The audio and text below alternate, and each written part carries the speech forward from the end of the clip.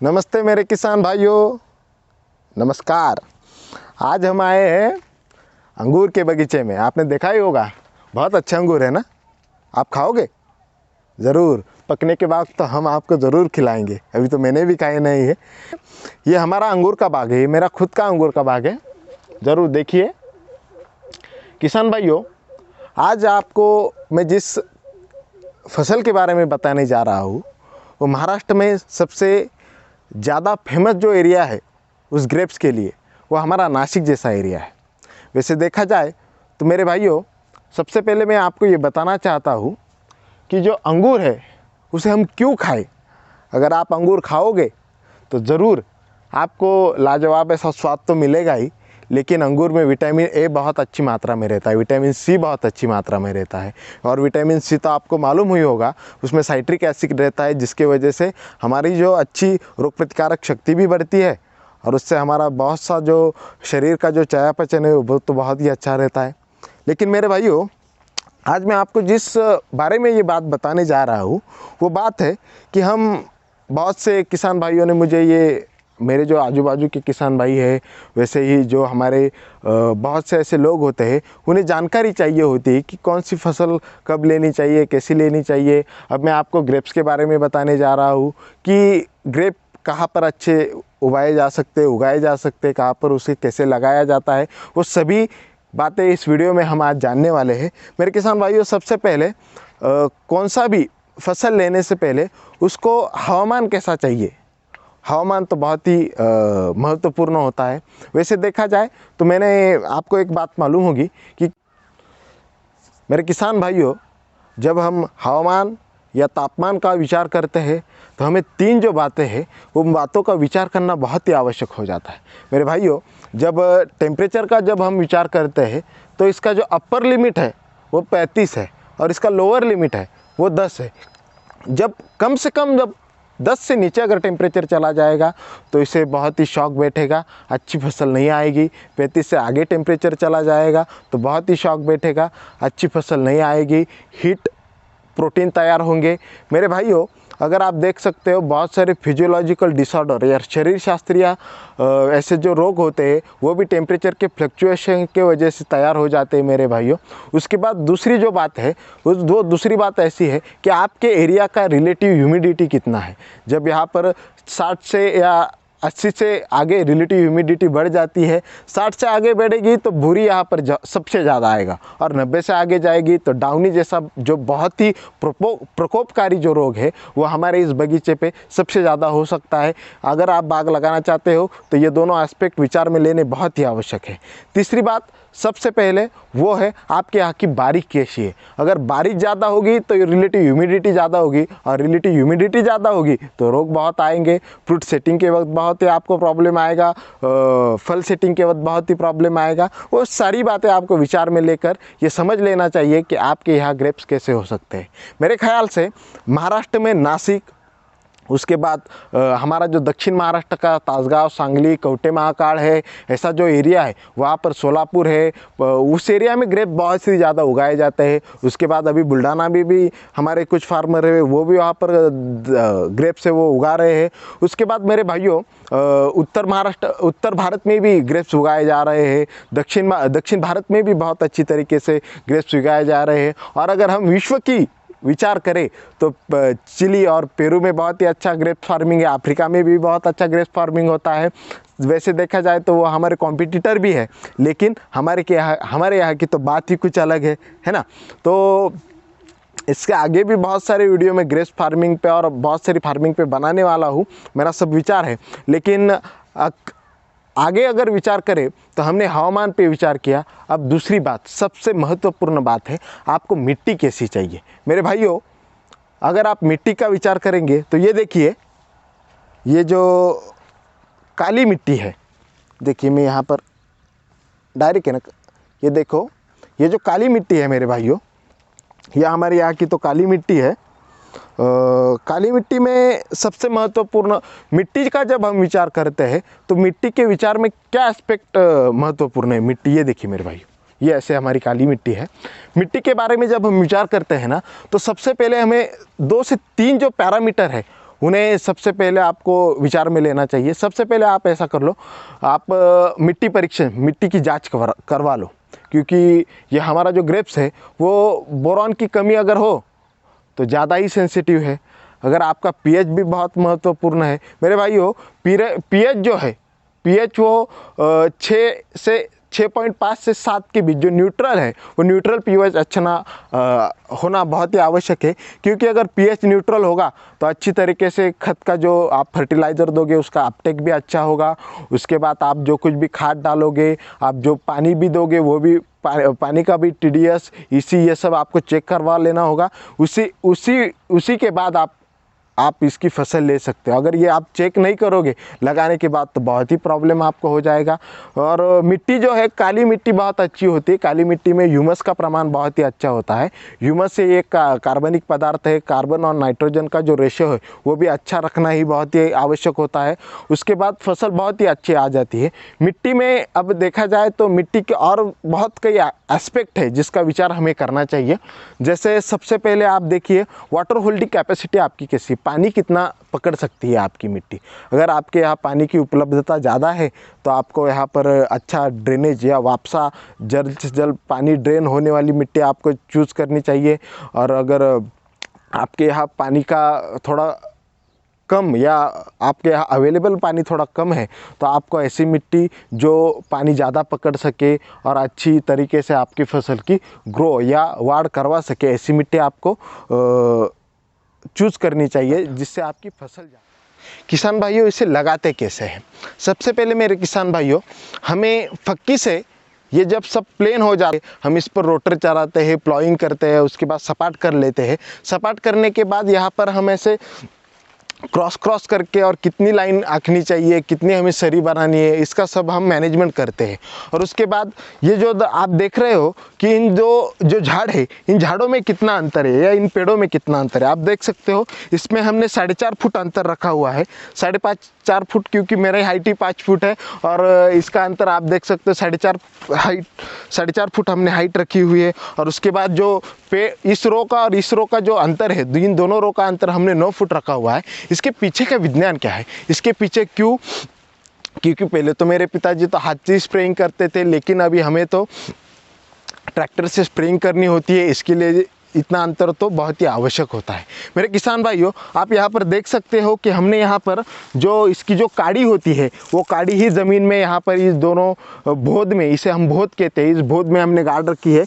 क्योंकि अगर ये अच्छी तरीके से डिग्रेड होगी, कुजेगी तो यहाँ पर ऑर्गेनिक मैटर अच्छा होगा, ऑर्गेनिक मैटर अच्छा होगा तो यहाँ पर मिनरल अच्छे होंगे, मिनरल अच्छे होंगे तो बैक्टीरिया ज़्यादा बढ़ेंगे, ऑर्गेनिक मैटर अच्छा होगा तो ये ज़मीन भुसभुशीत रहेगी, यहाँ पर कार्बन और नाइट्रोजन का रेशो अच्छा होगा। इसकी वजह से यहाँ पर अच्छी तरीके से जो इकोलॉजी है, सॉइल इकोलॉजी अच्छी बढ़ेगी। और ये सभी बातें यहाँ पर इस ग्रेप्स के फार्मिंग के लिए बहुत ही आवश्यक होती है। उसके बाद आप एक बात समझ सकते हो कि मिट्टी जितनी अच्छी होगी मेरे किसान भाइयों, मिट्टी जितनी अच्छी होगी उतनी अच्छी ये फसल अच्छी तरीके से बढ़ सकती है। पानी का आपको अच्छी तरीके से नियोजन भी करना पड़ता है और ये सभी बातें बहुत ही अच्छी है। उसके बाद आप एक बात देख सकते हो कि आपने ये जो है, ये जो नीचे वाला है, इसे हम आप देख सकते हो कि इसे हम क्या कहते हैं, इसे कहते हैं हम रूट स्टॉक। ये डॉगरेज या रामसे इस प्रकार का रूट स्टॉक होता है, एक जंगली पौधा होता है। जो जंगली पौधे पर हम यहाँ पर ये देख सकते हो, यहाँ पर हम क्या करते हैं, इसका ये रूट स्टॉक पे सायन लगाते हैं। ये सायन यानी हमें जिस वैरायटी को ऊपर से बढ़ाना है, ये वैरायटी जो हमारी है, ये इस वैरायटी का नाम तो आपको मैंने पहले से ही बता रखा है। ये वैरायटी है हमारी थॉमसन सीडलेस। और यहाँ पर हम प्लास्टिक के काप, ये जब छोटा होता है तो इसे ऐसा आड़वा काप दे के, तिरपा काप दे के हम यहाँ पर ये रूटस्टॉक पे ये साइन ऐसे बिठा के इस पर प्लास्टिक से हम ऐसे बांध लेते हैं यहाँ पर। उसके बाद यहाँ पर स्प्राउटिंग होती है, स्प्राउटिंग के बाद ये यहाँ पर इतना बड़ा होता है। आप नीचे से देख सकते हो किस प्रकार का ये आकार का ये ऊपर बनाया हुआ मंडप है। ये सभी बातें आपको ग्रेप्स फार्मिंग लगाते हुए करनी चाहिए। जब आप ये विचार करोगे तो आपका बहुत ही अच्छा तरीके से आपके ये स्प्राउटिंग बनेगा। सबसे पहले आप जो कुछ भी वैरायटी लगाने वाले हो, वैरायटी लगाने के विषय पर एक बात आपको ध्यान में रखनी चाहिए कि वैसी ही वैरायटी लगाएं जो वैरायटी आपके यहाँ उपजाऊ है और जिसका उत्पन्न लेने की टेक्निक आपको है। जब आप इस सभी विचारों को लेकर वैरायटी लगाएंगे तो ज़रूर आप इसमें सफल हो पाएंगे। हमारे दर्शकों को ये बताना बहुत ही आवश्यक है कि ग्रेप्स जब बड़े हो जाते हैं तो उनका बहुत सारा वज़न हो जाता है और वज़न होने की वजह से उन्हें आधार कैसे दिया जाता है। तो यह आप देख सकते हो, यहाँ पर हमने ये एंगल का ये जो पंडाल बनाया हुआ है, एंगल का ये जो ढांचा बनाया हुआ है, ये संपूर्ण बगीचे में ये एंगल का ढांचा बनाया हुआ है। ऐसा ही एंगल का ढांचा बनाया हुआ है जिसकी वजह से इसको एक सपोर्ट मिल रहा है, मैकेनिकल सपोर्ट मिलता है। और ये जब कुछ भी अब पूरे ये हमारा 1 एकड़ का बाग है, इस पर 150 से ज़्यादा क्विंटल माल हम यहाँ पर निकालते हैं। और इतना सारा ये माल कैसे सहन कर पाता, इतना सारा ये वज़न कैसे सहन करता है, तो उसकी वजह से उसकी दर्शकों, ये जो आप देख सकते हो मेरे किसान भाइयों कि कैसे यहाँ पर हमने ये एंगल से हमारे इस बगीचे को सपोर्ट दिया हुआ है।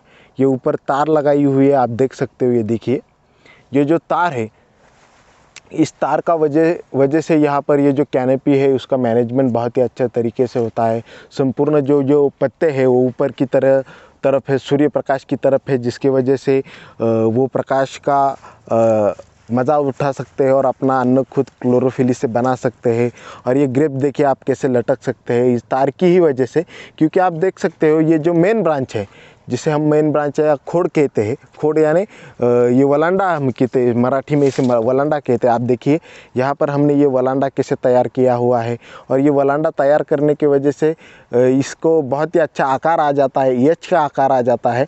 और इसमें बहुत सारे अलग अलग प्रकार है। वाई आकार का एंगल होता है, टी आकार का एंगल होता है, टेलीफोन तार जैसा एंगल होता है। टेलीफोन तार से भी टेलीफोन तार क्योंकि वहाँ पर टेलीफोन जैसा आकार उससे मिल जाता है। और इसके पीछे का जो विज्ञान है और इसके पीछे का जो हेतु है वो इतना ही है कि बहुत ही अच्छी प्रकार से ये जो अंगूर का ये जो बगीचा है उसे आकार दिया जाए। ग्रेप्स अच्छी तरीके से हर तोड़ना उसे अच्छा होना चाहिए, उसकी थिनिंग अच्छी हो जाए अच्छी तरीके से। मतलब वो मेरे किसान भाइयों, आप देख सकते हो, अगर हम पानी का विचार करें तो यहाँ पर ड्रिप बनाई चुकी है, हमने ड्रिप बनाया, यहाँ पर ड्रिप लगाया गया है। जब किसान भाइयों हम जब पानी का विचार करते हैं तो ग्रेप्स को बहुत ही कम पानी लगता है। पानी हम यहाँ पर फ्लड से भी पानी देते हैं, फ्लड से पानी भरा हुआ है हमने यहाँ पर, आप देख सकते हो। और उसके बाद हम यहाँ पर ड्रिप से भी पानी देते हैं। ड्रिप से जो पानी हम देते हैं वो ड्रिप का पानी यहाँ पर देखिए, आप देख सकते हो कैसे पानी दिया जाता है यहाँ से। और ये जो ड्रिप का जो पानी होता है वो पानी बहुत ही अच्छी तरीके से यहाँ पर रूट जोन में गिर जाता है। और यहाँ पर ही हम यहाँ पर खाद भी देते हैं, फर्टिलाइज़र की ग्रेड यहाँ पर हम देते हैं।